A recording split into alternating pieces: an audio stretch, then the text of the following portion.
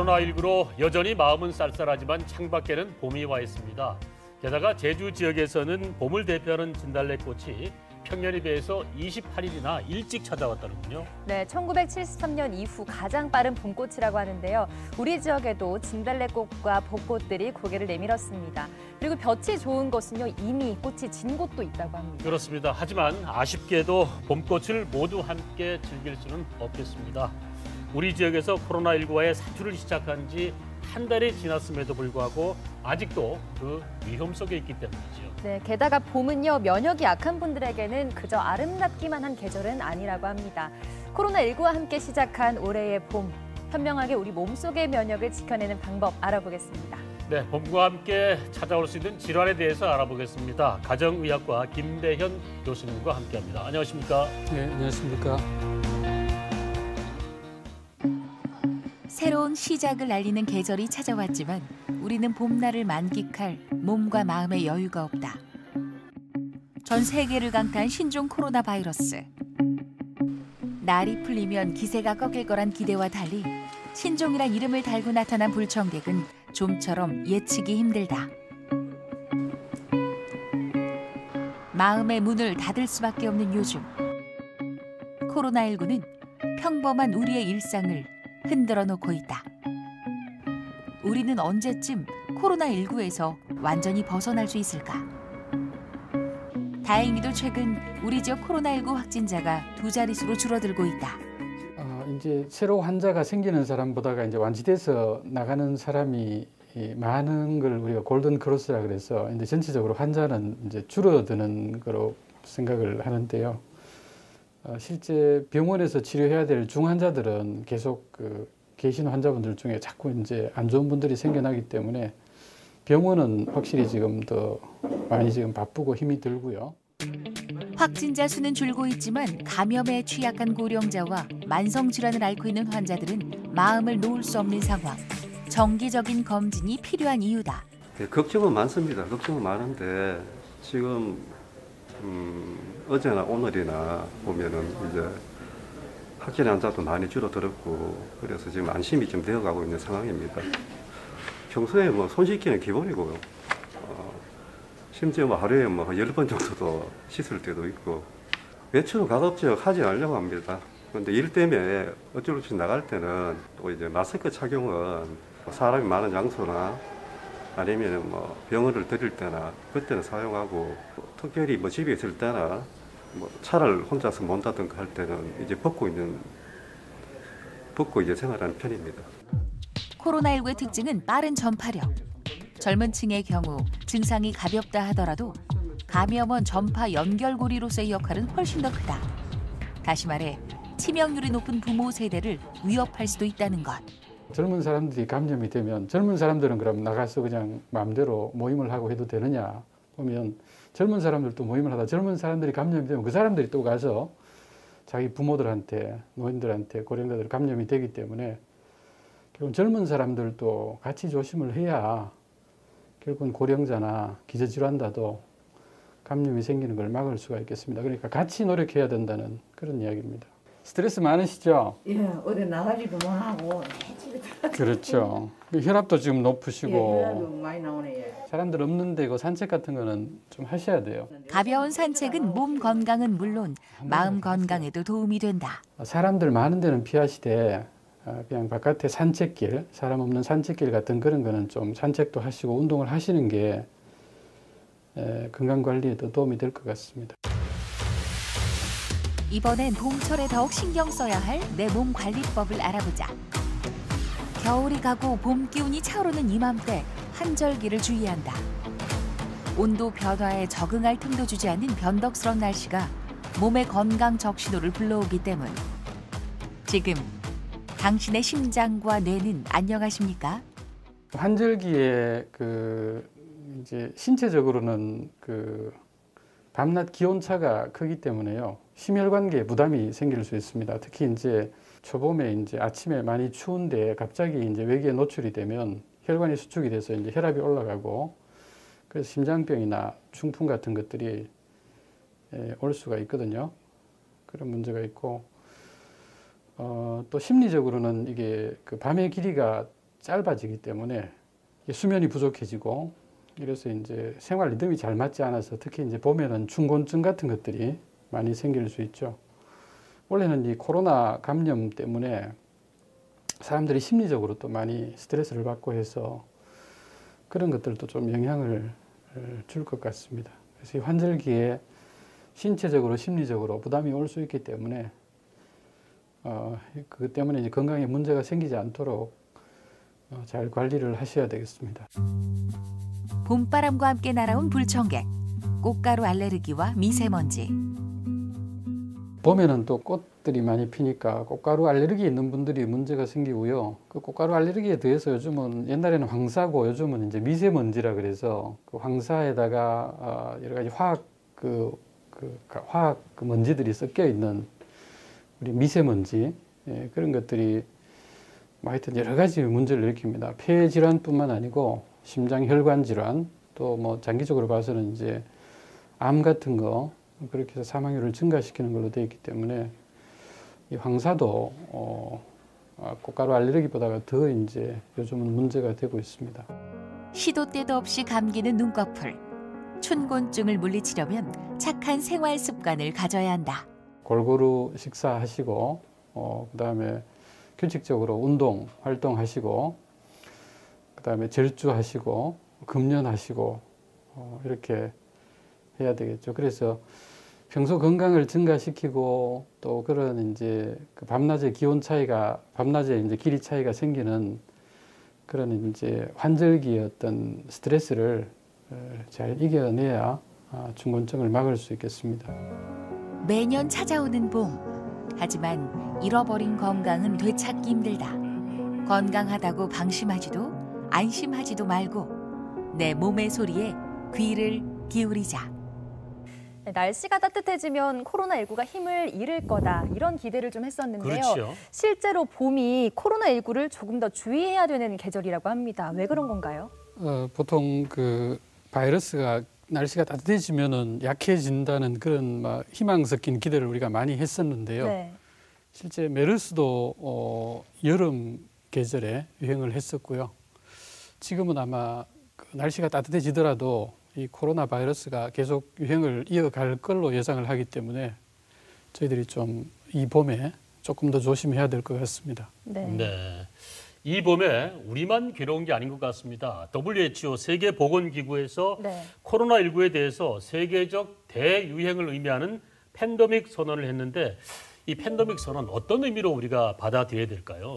이 팬데믹이라는 게 대유행을 이야기합니다. 네. 세계적으로 한 개의 대륙이 아니라 다른 대륙까지 두 개의 대륙 이상에서 지역사회 감염이 이렇게 만연을 할 때 우리가 대유행을 선포하게 되는데 아마 여러 가지 뭐 이렇게 교통이 발달해서 이게 잘 번지는 탓도 있지만 사실 대유행은 조금 더 일찍 선언을 해서 조금 더 세계인들에게 경각심을 더 줬으면 더 나았지 않을까 그런 생각이 들 정도로 네. 지금은 뭐 여러분들 아시다시피 모든 대륙에서 유럽이나 미국이나 남미나 뭐 다 호주까지 지금 코로나가 유행을 하고 있습니다. 네.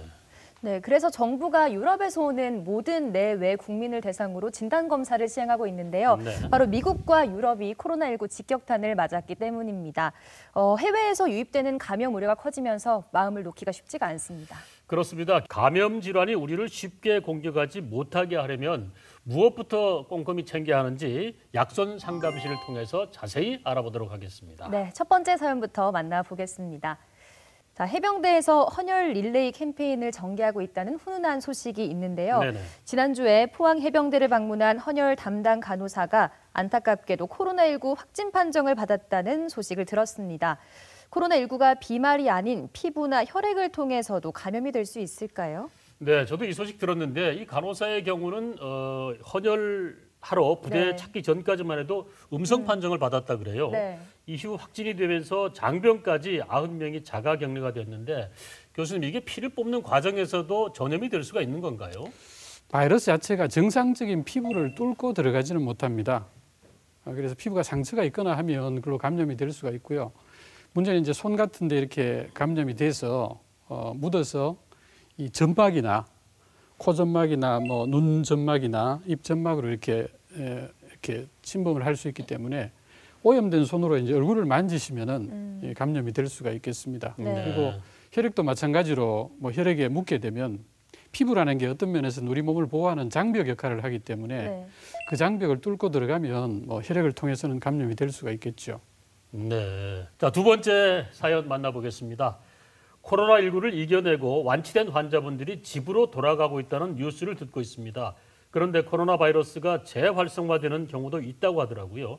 환자분들이 치료 종료 후에 바로 일상생활로 돌아가도 괜찮은 걸까요? 네, 맞습니다. 앞으로 더 많은 환자들이 병원이나 생활치료센터에서 완치가 돼서 나올 텐데 그 이후의 관리를 어떻게 할지 또 중요해질 것 같습니다. 그렇죠. 네.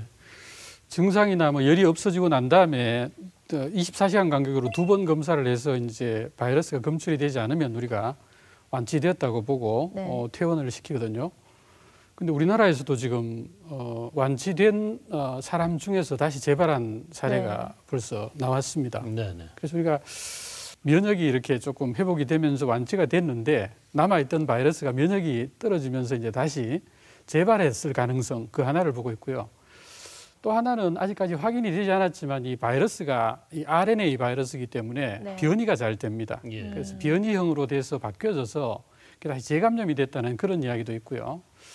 또 하나는 이렇게 2번 24시간 간격으로 하기 때문에 그 바이러스가 있는데 검사에서 이제 있는 걸 못 잡아내고 네. 음성이라고 나온 그런 경우가 2번 돼서 그런 경우에는 이제 검사 방법이라든지 또 이제 검사를 하는 그 부위에 따라서 코로 하느냐 입으로 하느냐 아니면 폐에 있는 액을 이렇게 씻어내서 하느냐 이런 여러 가지 방법이 있는데요. 그 방법 자체가 조금 위음성이 돼서 밝혀지지 못할 그런 가능성이 있거든요. 그래서 바이러스가 나오지 않아서 나았다고 퇴원을 하셨다고 하더라도 네. 그런 위험이 항상 있기 때문에 한 2주 정도는 네. 자가 격리를 하시면서 좀 집에서 계시는 게 좋을 것 같습니다. 네. 네. 그러니까 완치 판정을 받아도 또 행동에 조금 더 주의를 하셔야 될 것 같습니다. 그렇습니다. 예방 수칙은 네. 끝까지 잘 지키는 게 좋을 것 같습니다. 네, 자, 세 번째 사연도 만나보겠습니다. 코로나19로 개학이 연기되면서 아이들의 면역력이 많이 떨어진 것 같아서 걱정입니다. 개학을 하면 코로나19 외에도 봄철에 아이들이 걸리기 쉬운 감염병들이 많을 텐데요. 어떤 질환들을 주의해야 될까요? 이 코로나19에 대한 예방 수칙은 워낙 많이 알려져 있어가지고 네. 많은 분들이 지키고 계신데요. 사람들이 많이 모이게 되면 또 상황이 달라지지 않겠습니까? 특히 개학을 하면 노출될 수 있는 전염병, 감염병 어떤 게 있을까요? 뭐 여러 가지 병이 다 감염이 될 수 있죠. 우리가 설사 일으키는 뭐 노로바이러스라든지 네. 또 뭐 독감 같은 것도 늦게 좀 전염이 될 수 있고 뭐 수족구병이라든지 볼거리라든지 네. 또 수두 같은 것들 뭐 이런 것들도 감염이 될 수가 있겠죠. 그렇지만 이런 것들은 다 바이러스이기 때문에 우리가 막을 수 있는 방법은 동일합니다. 그래서 손을 자주 씻고 여러 사람이 많이 모인 데를 좀 주의를 하고 항상 이제 외출했다가 들어오면 손을 씻고 네. 하는 그런 습관을 들이는 게 좋겠습니다. 네. 네. 네 번째 사연 만나보도록 하겠습니다. 최근에 코로나19 예방이나 치료에 고용량 비타민C가 효과가 있다는 얘기를 들었거든요. 코로나19도 예방하고 봄철 면역력을 높이는 데 정말 도움이 될까요? 네, 고용량 비타민C 혹은 구충제를 복용하는 게 이런 바이러스 질환을 예방할 수 있다. 이런 정보들을 꽤 많이 접했었는데 이 정보 믿을 만한 정보입니까?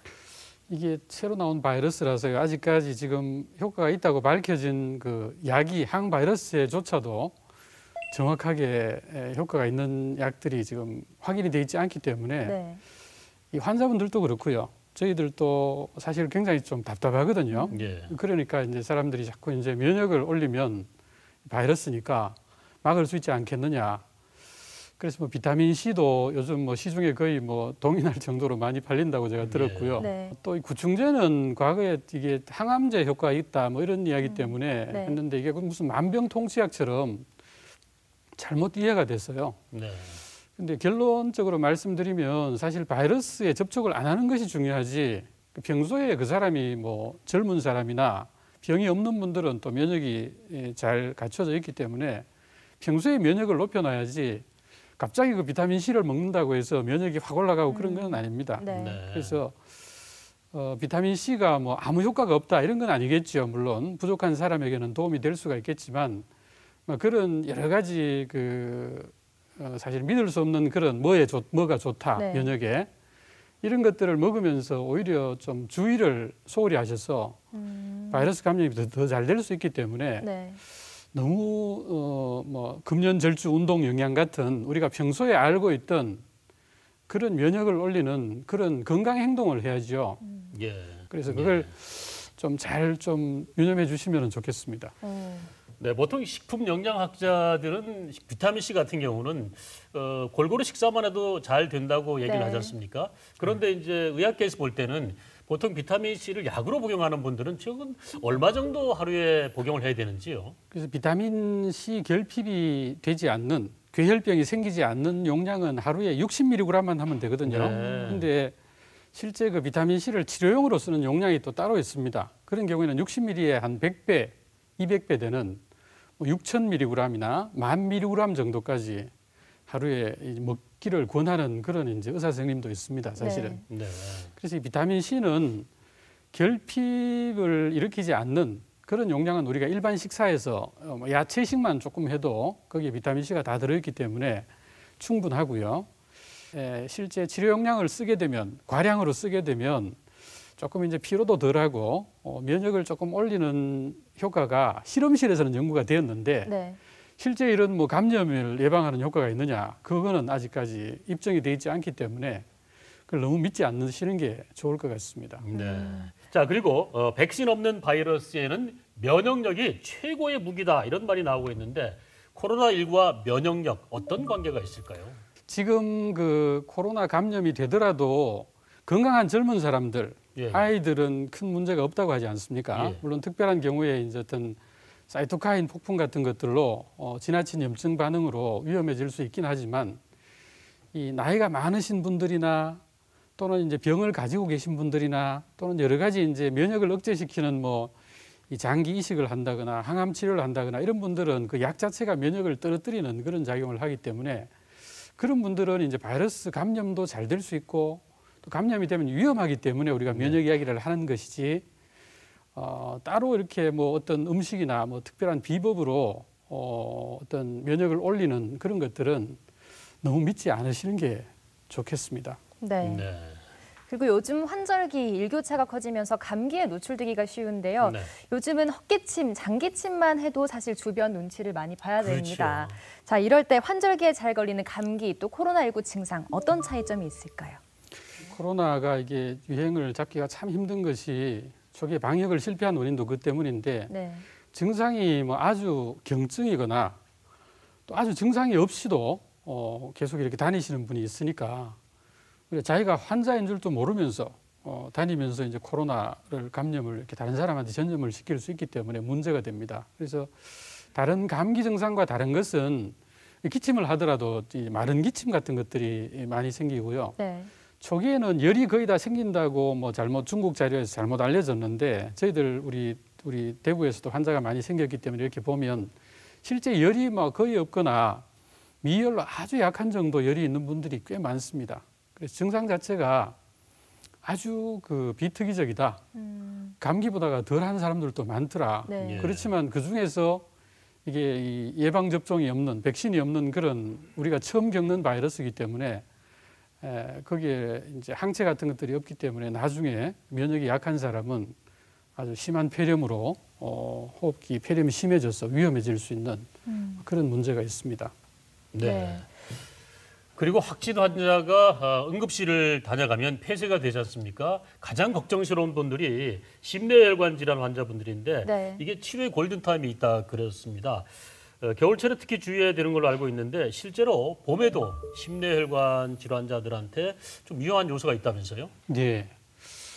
우리 이제 봄철에 주의해야 될 게 뭐 춘곤증도 있고 하지만 사실 지금은 또 코로나 때문에 다른 거에 신경을 쓸 여유가 없을 정도지만 사실 봄철은 이제 겨울에서 봄으로 날씨가 따뜻해지는데 밤에는 또 기온이 떨어지는 날이 많습니다. 네. 그래서 밤낮의 기온차가 이렇게 커지면은 혈관에 부담이 오는 거죠. 그래서 이제 이런 심혈관 질환이 악화가 될 수가 있습니다.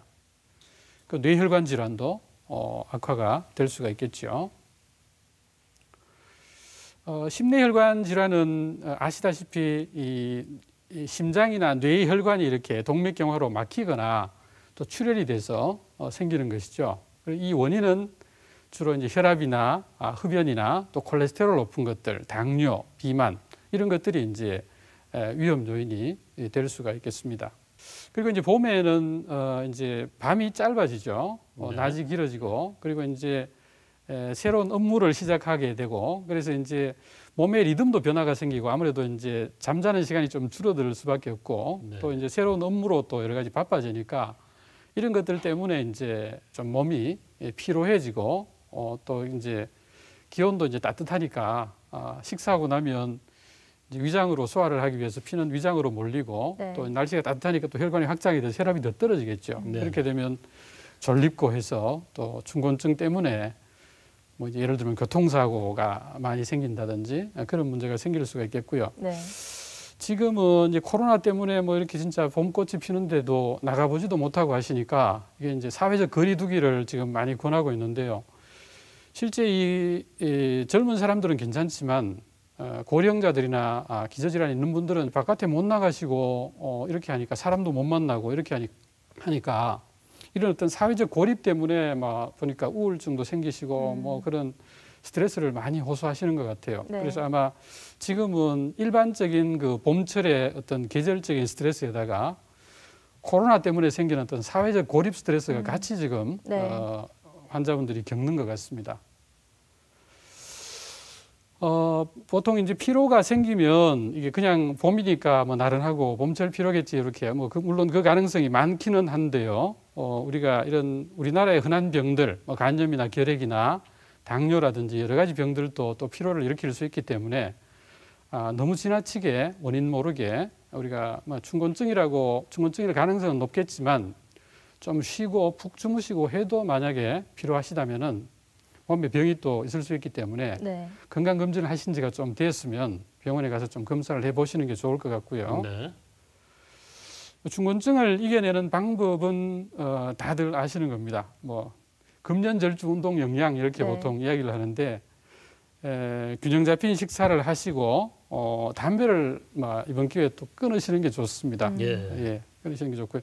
담배 태우시는 분들은 확실히 이제 코로나 감염이 되면 또 이제 위험도가 확 높아지기 때문에 네. 만성 폐쇄성 폐질환 같은 것들이 오게 되기 때문에요. 그렇게 하셔야 되고 그다음에 이제 운동을 규칙적으로 하시는 게 좋은데 아무래도 이제 강한 그런 운동보다는 걷기 같은 그런 운동 하루에 한 30분에서 1시간 정도 걷기를 하시고 뭐 걷기 운동하기 전에 스트레칭이나 체조 같은 것들로 몸을 좀 풀어주시는 게 좋겠고요. 네.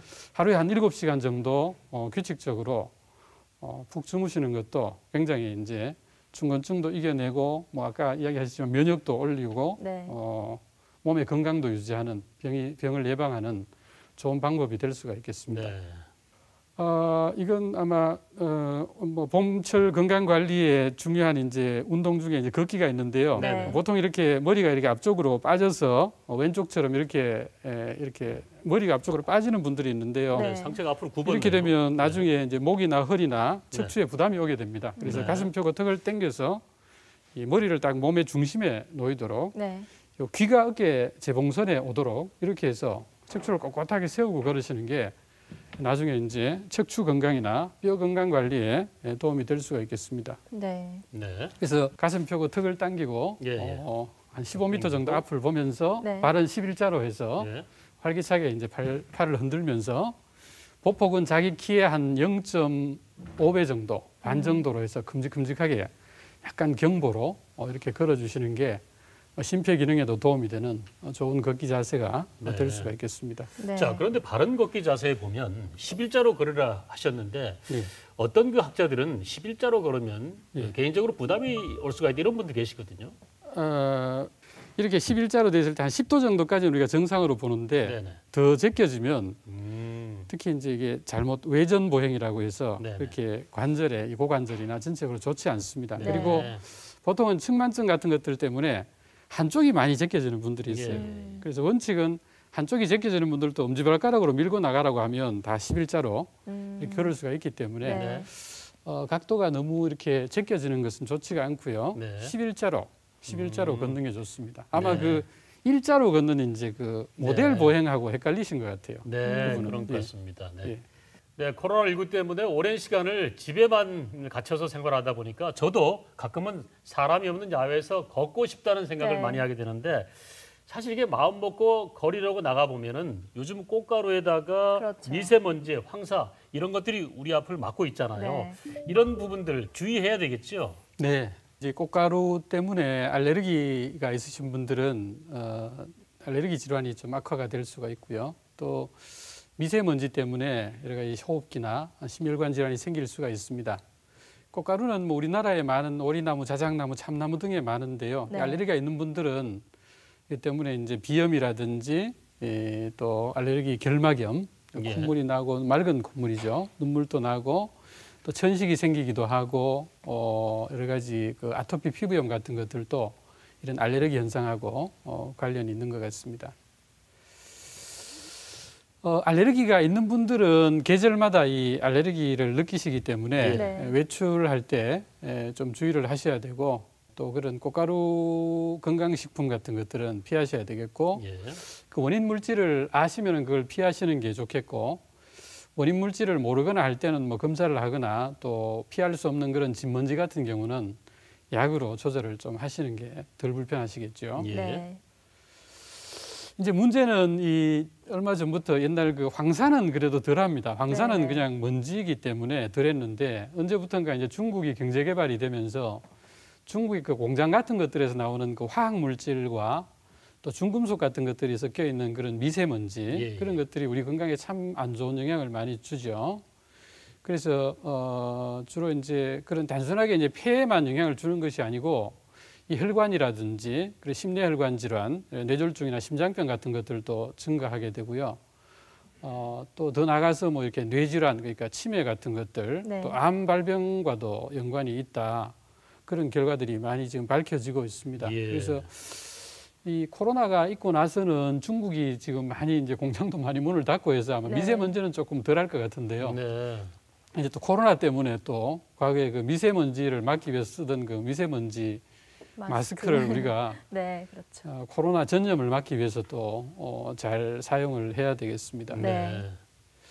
미세먼지는 최근 몇 년 동안 많이 이제 이야기가 됐고 실제 많이 겪으셨기 때문에 알고 계시죠. 단순히 이제 호흡기 질환뿐만이 아니라 이 심장혈관 질환이나 뇌혈관 질환이나 우울증이나 여러 가지 뭐 태아 관련해서라든지 또 암이라든지 치매하고도 연관이 있기 때문에 이런 것들이 뭐 코로나가 없어지고 나서도 또 증가하지 않아야 될 텐데요. 그죠? 네. 좀 걱정입니다. 네. 봄철에 코로나19 말고도 우리가 집중해야 될 것이 많은 것 같습니다. 네. 그런데 야외의 꽃가루나 황사 또 미세먼지보다도 실내의 오염물질이 더 위험하다고 합니다. 네. 이게 폐에 전달될 확률이 1000배가량 높다고 하는데요. 실내 공기 그러면 어떻게 관리를 하면 좋을까요? 환기를 자주 시켜야죠. 네. 아무래도 이번에 그 코로나 감염도 보면 아주 밀폐된 공간에서 가까이 접촉하면서 이렇게 또 이렇게 비말을 날리는 그런 여러 가지 같이 이제 뭐 종교 행사에서 서로 이제 찬송도 하고 이런 과정에서 아마 많이 오염이 됐죠. 네. 실제 이 외기 같은 데서는 뭐 담배 연기를 보시면 아시겠지만 이게 다 확산이 되어버리기 때문에 옆에 있는 사람이 그 피해를 볼 가능성이 굉장히 낮아지는데 이 집안에서 밀폐된 공간에서 이런 오염 물질들이 생기면 우리가 여러 가지 뭐 새집 증후군도 사실은 집을 새로 이제 짓고 난 다음에 거기에 여러 가지 그 화학 그 페인트 칠 같은 이런 것들에 생기는 유기 화학물들이 남아 있기 때문에 그렇고요. 이 코로나 감염되고 나서도 우리가 그 소독을 하지 않습니까? 소독을 하고 나서도 거기 이산화염소 같은 그런 이제 독성이 있을 수 있는 성분들이 남아 있기 때문에 뭐 그런 것들은 한 24시간 정도 환기를 시키고 나서 이렇게 사용을 해야 되겠죠. 그래서 뭐 중국에서 보면 참 아주 어떤 면에서는 참 이렇게 그렇게 하면 안 되는데 코로나 감염된 사람 집을 이렇게 막 못으로 쳐서 막고 이렇게 하는데 예. 그렇게 해서는 될 게 아니죠. 사실 이 집안 공기를 이렇게 환기를 좀 시켜서 그런 것들이 이제 그렇게 멀리 날아가서 오염이 되고 그럴 가능성은 너무 적기 때문에 집안의 공기를 좀 나쁜 공기를 좀 환기를 시키고 네. 그렇게 하는 게 좋겠습니다. 네. 그리고 환기시킬 때 보면은 이제 음식할 때하고 또 평상시하고 또 다른 그 환기 시간이 필요하겠죠. 보통 환기는 어느 정도 몇 분 정도가 필요할까요? 예, 뭐 저희들도 이 의사라서 근거 없는 말을 못 하기 때문에 네네. 그 소독을 하고 나서 얼마 동안 환기를 시켜야 되느냐 이런 것 갖고도 막 논문을 찾고 이렇게 아무래도 믿을 수 있는 말을 하기 위해서 의협에서 노력을 많이 했는데요. 네. 이 아마 주부들이 더 잘 알지 않을까요? 그런 문제는 이제 요리를 하고 그런 이제 여러 가지 끓음 같은 것들이 생기는 그런 요리를 했다면 그런 것들도 좀 환기를 좀 시키는 게 완전히 환기를 시키려면 아마 하루 정도는 환기를 시켜야 깨끗하게 환기가 되는 것 같습니다. 네. 코로나19 예방, 이것만은 꼭 지켜주세요. 손 씻기는 비누로 30초 이상 꼼꼼하게. 손 소독제는 에탄올 함량이 60% 이상인 것을 권장합니다. 차가운 물 대신 따뜻한 물을 자주 마시고 입속은 항상 청결하게. 마스크 앞면은 만지지 말고 코 주변을 꾹 눌러서 얼굴에 밀착이 되도록 착용합니다.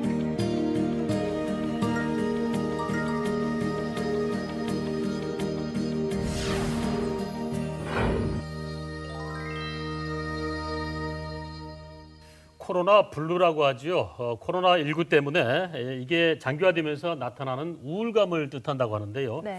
여기에 봄철 우울증까지 겹치게 되면 우리의 몸과 마음이 이 면역력이 훨씬 더 떨어지지 않을까 생각이 드는데 어떻습니까? 네, 사실 봄철은 이게 일조량이 많아지고 하기 때문에 마음도 설레고 참 네. 이렇게 밝아지는 꽃도 많고 하기 때문에 밝아지는 시기인데 네네. 꽃이 그렇게 활짝 피어 있고 보면 사진을 보면 그런데 우리가 바깥에 나가지도 못하고 네. 사람들을 만나지도 못하고 하니까 요즘 그런 것 때문에 외래 오시는 환자분들을 봐도 굉장히 기분이 처져하시는 것 같아요. 그래서 예. 코로나 블루라는 코로나 우울증이죠. 그러니까 네. 네네. 코로나로 인한 기분이 우울한 것도 생기고 있는데 사람이 많이 모이는 그런 그리고 만나서 막 이야기를 하고 이렇게 네. 비말이 날릴 수 있는 그런 자리는 피하시더라도 좀 이렇게 혼자서 산책하고 마음의 여유를 좀 가지시는 게 그런 코로나 때문에 생기는 그 우울증을 예방할 수 있는 방법이겠습니다. 네. 네. 몸의 면역도 중요하지만 이런 거 보면 마음의 면역도 중요한 게 아닌가 싶습니다. 그렇습니다. 자, 그리고 외국의 상황이 심상치가 않아서 이게 장기화될 우려도 커지고 있는데요. 현재 확산 추세는 어떻게 보십니까? 대구 쪽은 신환자 생기는 것들은 조금 이제 주춤해지고 있지만 세계적으로 보면 이제 감염이 아주 심한 나라들이 지금 많이 생겨나고 있고요. 네. 아마 지금 저희들이 추측하건대는 아마 계속 이렇게 사람들이 경제 활동을 하지 않고 학교는 계속 이렇게 문을 닫고 있을 수 없기 때문에 네. 개학을 하거나 또 사람들이 이렇게 답답해서 모이기 시작하면 또 코로나 감염은 또 심해져서 다시 이제 문을 닫고 이렇게 그런 것들이 반복되지 않을까, 장기화되지 않을까 그렇게 걱정을 하고 있습니다. 참 네. 걱정입니다. 그래서 차라리 좀 아마 다음 4월 초에 또 개학을 하는 걸로 돼 있는데 아마 조금 더 연기를 하는 게 좋을 것 같다라는 그런 지금 입장으로 저희들은 의견을 내드리고 있습니다. 네. 그리고 미국과 유럽 쪽에서는 계속해서 확진 환자가 늘고 있다 그러는데 특히 네. 이탈리아 같은 경우는 한국형 코로나19 대응 모델 연구팀을 가동했다고 하는데요. 외국에서는 한국이 빠른 진단과 대량 검사로 코로나19를 극복하는데 잘하고 있다 이런 평가를 받고 있다 그래요. 실제 어떻습니까? 예, 기초 체력이 이탈리아 같은 경우는 좀 약했던 것 같아요. 의료 시설이라든지 또 고령자의 어떤 비율이라든지 이런 것들 때문에 저희들이 좀 잘 대처한 것 같고요. 이탈리아는 그런 면에서 좀 대처가 어려워서 뭐 다른 나라에서 우리나라 모델을 본다고 하는데 물론 처음부터 그렇게 환자가 많이 생기지 않도록 좀 이렇게 방어를 했으면 좋았겠죠. 네. 그렇지만 이렇게 검사를 너무 많이 해서 환자를 다 하나하나 다 이렇게 진단해내는 것이 좋은 거다 나쁜 거다 쪽에 그런 말도 있었는데 결론적으로는 잘한 거다라는 그런 지금 평가를 받고 있습니다. 네. 네. 자, 그리고 최근에는요, 코로나19가 노인 요양시설에서 집단 감염, 집단 발병되는 사례가 늘고 있는데 노년층이 더욱 주의해야 되는 건 당연하지만 또 젊은 층의 그런 노력도 필요할 것 같은데요. 네, 이건 일본의 어느 학자가 만든 걸 제가 찾아서 우리 감염 유행을 줄이는데 필요한 어떤 의협에서 정보 제공하는데 제가 제시를 했는 건데요. 고령자시고요. 네. 네네. 여기는 젊은 사람이죠. 우리가 그냥 노인들만 감염 안 되도록 이렇게 하고 젊은 사람들은 그냥 이렇게 막 모이도록 그렇게 해서는 젊은 사람들은 또 뭐 걸려도 괜찮다고 하니까 네. 뭐 그런 이야기도 해요. 뭐 너 빨리 걸려갖고 그러면 항체 만들면 되겠네. 예. 빨리 나으면 되겠네. 그렇게 생각하는데 이 젊은 사람이 젊은 사람한테도 감염을 시키지만 결국은 이제 나이 드신 분한테도 감염이 돼서 결국은 나이 드신 분들이 피해를 보게 되기 때문에 우리가 같이 이 희생자를 줄이기 위해서는 같이 노력을 해야 된다는 그런 내용을 보여주는 그림이 되겠습니다. 네. 예, 여기서 이제 코로나 감염의 특징을 저희들이 한번 볼 필요가 있는데요. 이 사스 바이러스에 비해서 이 지금 우리가 코로나 19의 바이러스는 적어도 한 20배 정도 네. 이 세포에 감염시키는 능력이 세포에 접착해서 이렇게 감염이 되는 능력이 높다고 합니다. 또 이제 경증 환자가 많기 때문에 네. 증상이 없는 사람도 있고 그렇기 때문에 자기가 감염된 줄 모르고 이렇게 다른 사람한테 감염을 시킬 수가 있고 또 지금 나오는 것은 이제 S형하고 L형 크게 이제 계속 변이가 조금씩 되지만은 크게 봐서는 이 두 가지 형이 지금 확인이 돼 있거든요. 그래서 L형이 조금 더 독한 거기 때문에 이런 것들도 이제 이 사망률의 차이를 영향을 준다라고 우리가 그렇게 이야기를 하고 있습니다. 그리고 지금 이게 이제 그 비말이란 것이 이제 아주 에어졸 같은 아주 작은 비말도 있고 조금 더 큰 비말은 우리가 드롭렛이라고 하는데 그 드롭렛 같은 것들은 이제 주로 접촉 감염까지 같이 일으키고요. 에어졸 같은 경우는 비말 감염을 주로 일으키기 때문에 네. 우리가 비말 감염은 마스크를 통해서 막을 수밖에 없고요. 또 이런 그 접촉 감염 이런 것들은 이제 사회적 거리두기라든지 또 공공장소에서 어떤 물건을 만지고 나서는 거기에 이제 바이러스들이 좀 오래 살아남을 수 있기 때문에 손을 씻고 얼굴을 만지기 전에는 꼭 손을 씻어주는 게 또는 소독액으로 손을 소독을 해주는 게 도움이 될 수가 있겠습니다. 그래서 감염력이 아주 높기 때문에 모르는 사람을 많이 만날 때는 그런 때는 이 마스크를 좀 사용을 해주시는 게 다른 사람한테 감염이 안 되는 것도 있지만 내가 모르고 감염한 상태에서 또 다른 사람한테 옮길 수도 있기 때문에 그런 면 마스크도 사실은 다른 이 바이러스를 완벽하게 차단하지는 못하지만 이게 내가 감염이 돼 있을 때 다른 사람한테 비말이 날리도록 하는 그거는 굉장히 잘 막을 수 있기 때문에 꼭 의료 상황에서 환자를 보는 상황에서는 이게 감염 차단이 잘 되는 것들을 해야 되겠지만 의사들은 일반인들은 뭐 면 마스크 같은 것들도 사용을 할 수 있다라고 지금 홍보가 되고 있죠. 그리고 이제 이런 접촉 감염이 또 생길 수 있기 때문에 좀 손을 잡고 싶으시더라도 악수 같은 것들은 좀 자제하시고 네. 예. 또 가까이 가고 싶어도 이 거리를 한 2m 이상 좀 유지하시는 게 좋을 것 같습니다. 네, 우울증 생기겠습니다. 그리고 이게 코로나가 이게 문제가 이겁니다. 이게 이것만 이렇지만 않았어도 사실은 공항 방역에서 다 걸러낼 수 있었겠죠. 네. 그런 증상이 없는 사람도 있단 말이죠.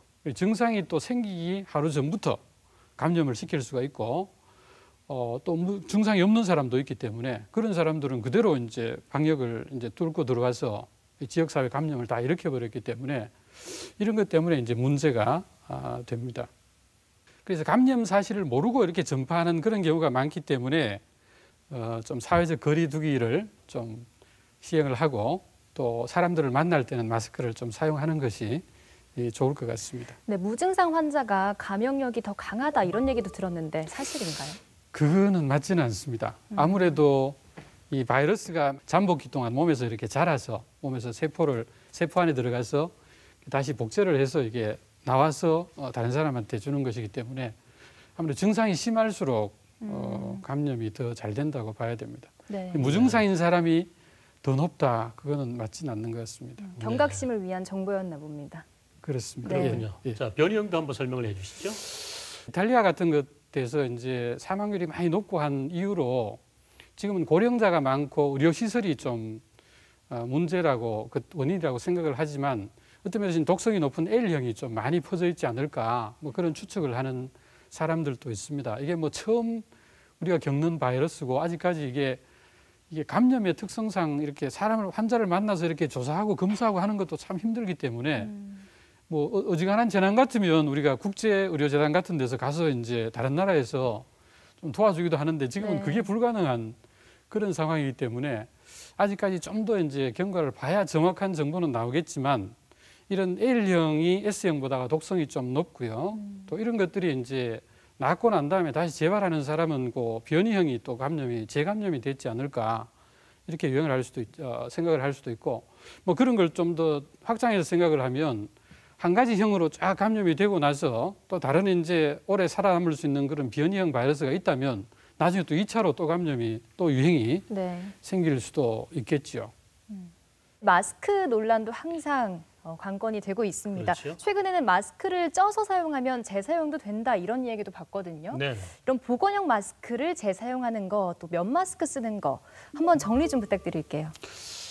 실제 코로나 감염된 환자를 보는 의료인하고 일반인들하고 구별을 해서 생각하시면 좋겠어요. 네. 우리가 초기에 너무 이제 막 그냥 감기다 그러고 겁을 안 내는 분이 있는 반면에 너무 지나치게 막 공포를 가지셔서 그냥 면 마스크가 되느냐 안 되느냐 이렇게 의사협회에 질문을 하니까 네.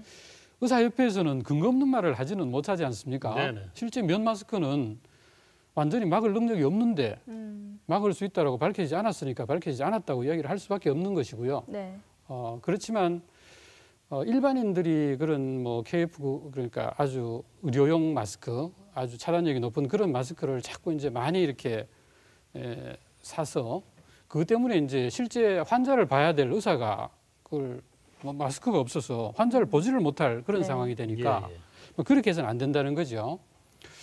그래서 일단 그 요즘 보면 뭐 한 3번 정도까지는 찌면은 괜찮다 그렇게 네. 이야기를 하는데 뭐 전자레인지에 돌리거나 또는 이제 세척을 하거나 이렇게 하게 되면 그 필터가 있습니다. 예, 예. 그래서 우리가 정확하게 이제 숫자가 적혀 있는 그런 마스크는 그 필터가 어떤 조그마한 그 미세먼지나 바이러스를 이렇게 필터를 해줘야 되는데 막아줘야 되는데 그럼 필터하는 능력이 떨어지죠. 그리고 그게 이제 그 필터 구조가 이렇게 빨거나 또는 전자레인지 같은 걸로 이제 열을 가하게 되면 그게 막혀버리면 오히려 이제 그걸로 숨을 쉬기가 힘들어지니까 네. 오히려 이제 이 피부하고 이 마스크 사이로 또 숨을 이렇게 들이마시게 돼서 그걸로 감염이 더 될 수도 있고 그렇기 때문에 그 뭐 3번까지 이렇게 물로 넣어서 찌면은 효과가 90%까지 유지된다 그런 연구도 하신 분이 있던데요. 네네. 뭐 그런 경우는 실험을 하셨기 때문에 우리가 믿어줘야 되겠죠. 뭐 그렇게 그런 방법은 있을 수가 있겠고 그렇지만 일반적으로는 아주 오염될 위험이 높은 장소에 갔다 오시면 마스크 바깥쪽에 이제 그런 바이러스가 묻어 있다고 가정할 수도 있기 때문에 네. 일회용 사용이 원칙이고요. 그 마스크를 너무 이렇게 고급 마스크만 찾지 마시고 일단은 문제는 하여튼 많은 사람이 있는 데를 좀 피하시면 됩니다. 네. 네. 그렇게 하시면 마스크를 좀 덜 쓰셔도 사실은 뭐 그게 바이러스가 그냥 공기 중에 막 이렇게 날아다니고 이런 것이 아니기 때문에 네. 사람들이 아주 많이 모이는 곳만 피하시면 마스크는 조금 이렇게 떨어져도 충분하다 이렇게 말씀드릴 수 있고요. 바깥에 이렇게 오염이 될 수 있으니까 이런 것들은 가능하면 그 상황에 따라서 여러 번 사용할 수도 있겠고 또 아니면은 그 마스크를 뭐 오염됐다 싶으면 조심조심 바깥에는 손이 안 닿도록 해서 벗어서 그걸 이제 햇볕에 말리면 네. 그죠 두면 하루 정도 더 버리면은 그 바이러스가 있다고 하더라도 그게 살 수가 없거든요. 네. 말려서 또 사용하시고 이렇게 하셔도 될 것 같습니다. 그렇지만 이게 실험을 통해서 감염을 막을 수 있다라고 밝혀져 있지 않기 때문에 의사는 뭐 이거는 막을 수 있는 능력이 없다라고 이렇게 이야기할 수밖에 없죠. 네, 이번에는 백신이나 치료제 쪽으로 방향을 돌려보겠습니다. 네. 이 중국과 미국에서 코로나19 백신 개발에 박차를 가하고 있다 그러는데 네. 5월쯤 접종이 가능하다 혹은 9월이 돼야 된다, 아니다, 섣부른 기대는 금물이다 이런 말들이 참 많은데요. 국내외 백신 및 치료제 개발 현황 이게 어디까지 왔는지 좀 말씀해 주시죠.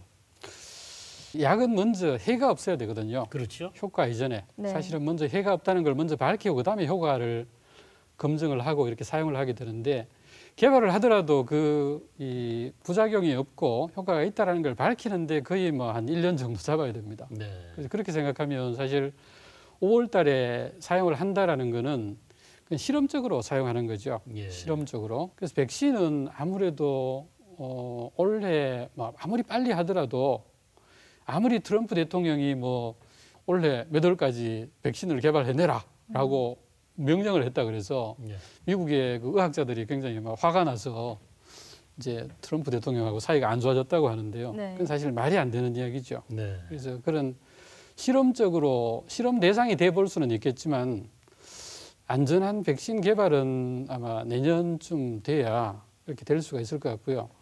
그다음 치료제도 마찬가지입니다. 그 약들이 새로 나온 바이러스이기 때문에 어떤 그 항바이러스제가 듣는지를 실험을 해봐야 되거든요. 네. 그래서 초기부터 그런 뭐 동물 실험을 하고 이런 시간이 없기 때문에 기존에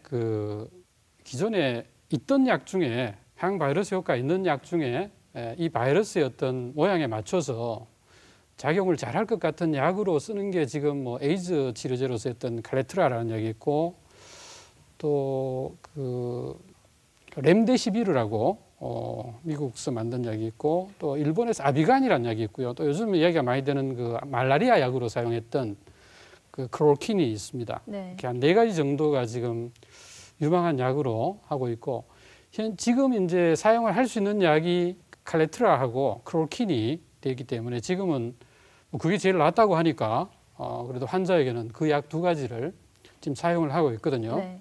아마 기존에 개발되어 있는 약 중에 우리가 그 효과를 검증을 해서 빨리 사용을 할 수 있고요. 새로운 약은 아무래도 또 그것도 시간이 많이 걸리기 때문에 그것도 이제 거의 내년쯤 돼야 뭐 혹시 약이 발견이 될 수가 있겠고요. 네. 그 약들도 이 바이러스의 특성상 백신이나 이 항바이러스에도 새로 개발되기는 좀 특효약처럼 그런 것들은 개발되기 힘들 거다. 그런 이야기를 하는 분도 있습니다. 네. 자, 그리고 미국에서는요, 또 해열 진통제로 사용되는 타이레놀 사재기로 몸살을 앓고 있다고 하는데 네. 왜 이런 사태가 벌어지는 걸까요? 진통 소염제들이 조금씩 다르거든요. 다른데 이 코로나 바이러스 감염 후에 다른 여러 가지 그 장기 독성 때문에 타이레놀이 아세타미노펜이죠. 그 약이 가장 안전하다는 이야기가 지금 그런 보고가 하나 있었어요. 네. 그 때문에 지금 아마 타이레놀이 가장 안전한 진통 소염제다. 이렇게 해서 타이레놀도 또 많이 이제 인기가 좀 있는 것 같습니다. 아직까지 정확하게 밝혀진 것이 아니기 때문에 네. 그런 약들은 필요하시면 그 병원에 가셔서 의사 선생님 처방을 따르시는 게 좋겠습니다. 네. 일단 뭐 증상이 있으면 자의적으로 판단하지 마시고 의료진의 도움을 받아야 될 것 같습니다. 네. 그리고 뭐니 해도 결국 예방과 관리가 최선책 아니겠습니까? 네. 부작용 없이 면역력을 높일 수 있는 방법이 있습니다. 봄 햇살 좋을 때 잠깐 나가기만 해도 관절 통증이나 피로도 이런 거를 줄일 수가 있겠지요. 그렇습니다. 적절하게 활동을 해 주시는 게 굉장히 그 면역에도 도움이 되죠. 예, 예. 하루에 한 1시간 정도는 햇볕을 쬐면서 걸어주는 게 참 좋습니다. 그래서 우리가 비타민 D가 한참 이제 유행을 했었죠. 네. 지금도 이제 의사들이 처방하는 유일한 비타민이 비타민 D인데 이 햇볕을 쬐게 되면 비타민 D가 이제 합성이 됩니다. 그래서 비타민 D는 우리가 오히려 비타민보다는 호르몬에 가깝다 그렇게 이야기를 합니다. 예. 왜냐하면 이게 체내에서 합성이 돼요. 보통 비타민은 체내에서 합성이 안 되니까 이제 먹어줘야 되는데 비타민 예. D는 햇볕을 쬐면 이 피부에서 합성이 되고요. 혈액을 통해서 장기로 이동하게 되고 그다음에 작용하는 데가 다른 비타민처럼 한두 군데 작용하는 게 아니고 우리 몸이 이렇게 돌아가는 대사 과정 한 300군데 작용을 한다고 합니다. 그래서 문제는 이제 음식만으로 이 비타민 D를 충분히 섭취할 수가 없어요. 그래서 우리가 한 20%는 음식으로 섭취를 하게 되고 네. 이 한 80% 정도는 이제 햇볕을 쬐게 되면 피부에서 합성을 하게 되는데 겨울에는 자외선이 이제 부족하기 때문에 네. 햇볕을 쬐도 비타민 D가 합성이 잘 안 되기 때문에 특히 겨울에 고령자들은 이 비타민 D가 결핍인 분들이 굉장히 많습니다. 예. 그래서 이 비타민 D가 부족하게 되면 여러 가지 암이라든지 당뇨라든지 면역도 떨어집니다. 면역도 떨어지고 만성 통증이나 우울증이나 골다공증 같은 것들을 만들 수 있기 때문에 비타민 D가 부족하지 않도록 해야 되는데요.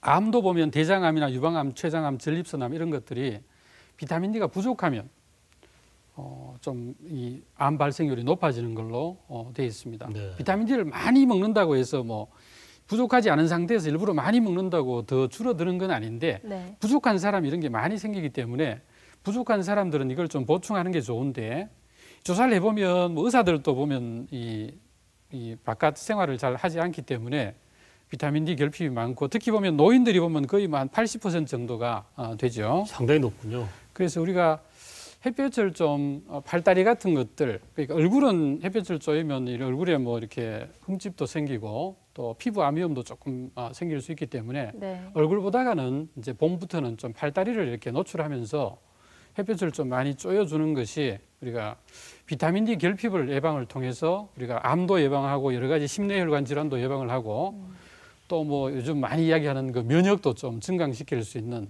그런 방법이 될 수가 있겠습니다. 네. 자, 또 코로나19와 봄철 면역 질환을 당당하게 이겨내는 법 한 번 더 구체적으로 설명해 주시겠어요? 예, 지금 봄철인데다가 사실 봄철의 위험보다는 코로나의 위험이 더 큽니다. 더 네. 크기 때문에 우리가 이 봄철의 코로나 유행기에 어떻게 우리가 건강하게 지내야 될 거냐 두 가지를 같이 생각해야 되는데 주로 이제 이 코로나 바이러스에 접촉되지 않도록 좀 주의하시는 게 본인 개인을 위해서도 그렇고 가족들을 위해서도 그렇고 우리 전체 뭐 대구를 위해서 또 우리나라를 위해서 또 세계를 위해서 네. 필요합니다. 그리고 열에 약하기 때문에 뜨거운 물에 샤워를 하신다거나 또 이렇게 다른 사람이 만진 어떤 공공장소의 물건 같은 것들 여기에 오염이 될 수 있기 때문에 그런 것들을 조심하셔야 되고 따뜻한 물 드시는 거는 아마 혹시나 이제 바이러스가 몇 마리라도 이렇게 들어왔을 때 이걸 희석하는 그런 작용이 있을 수 있고요. 그다음 손으로 보통 감염이 많이 돼서 하기 때문에 어떤 뭐 새로운 장소에 들어가거나 나올 때 또는 집에 와서는 반드시 손을 좀 한 20-30초 이상 흐르는 물에 씻거나 아니면 소독액으로 좀 소독을 해주시는 게 좋겠고요. 면역을 올리기 위해서는 금연, 절주, 운동, 영양, 그죠? 담배 끊으시고 네. 술은 절주하시고 운동은 하루에 1시간 바른 자세로 걸으시고 그다음에 영양은 이제 음식 골고루 드시고 그다음에 푹 잘 주무실 수 있도록 그렇게 하셔야 되고 뭐 여러 가지 자신과 사회를 위해서 비말 감염을 막기 위해서 마스크도 필요할 때 사용을 하시고 또 이렇게 사회적 거리두기를 너무 하다가 보면 이렇게 고립 스트레스 때문에 코로나 블루가 생길 수 있기 때문에 네. 뭐 사회적 거리는 두되 마음은 좀 가깝게 여러 가지 SNS 같은 걸로 서로 안부도 여쭙고 그렇게 대화를 좀 하면은 좋을 것 같습니다. 실제 코로나 감염의 예방법은 코로나에 대해서 좀 잘 아셔야 됩니다. 뭐 굶어 죽거나 뭐 코로나에 걸려 죽거나 똑같다 이렇게 이야기를 하시면서 막 그냥 다니시는 분도 계시고 네. 막연하게 겁을 내시는 그런 분도 있는데 일단 무증상 감염이 있을 수 있기 때문에 조심은 하셔야 됩니다. 네. 항상 조심을 하셔야 되고 사회적 거리를 두셔야 되고 그리고 변이형도 있을 수 있고요.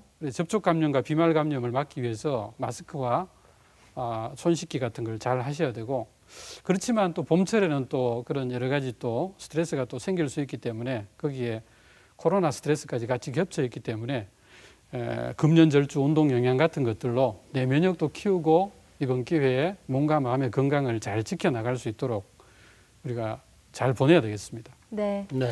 봄철에 우리 몸의 면역을 지킬 수 있는 방법 설명을 들어봤는데요. 네네. 봄철에는 실외 공기뿐만 아니라 실내 공기까지 잘 관리를 해야 됩니다. 미세먼지나 황사지수를 시간마다 잘 체크를 해서 우리 면역을 지켜내야겠습니다. 네, 특히 반려동물과 함께 생활하시는 분들은 목욕이나 털 관리에 특히 신경을 쓰셔야지 알레르기나 공기 중의 오염을 더 잘 막을 수가 있다는군요. 네, 코로나19 그동안 잘 해왔다고 조금 쉽게 마음을 놓아서는 안 될 것 같습니다. 우리 모두의 건강을 위해서 돌다리도 두드려보는 심정으로 조금 더 이겨내야겠습니다. 네, 환절기 몸속 면역을 키우는 방법에 대해서 알아봤습니다. 가정의학과 김대현 교수님과 함께했습니다. 고맙습니다. 수고하셨습니다.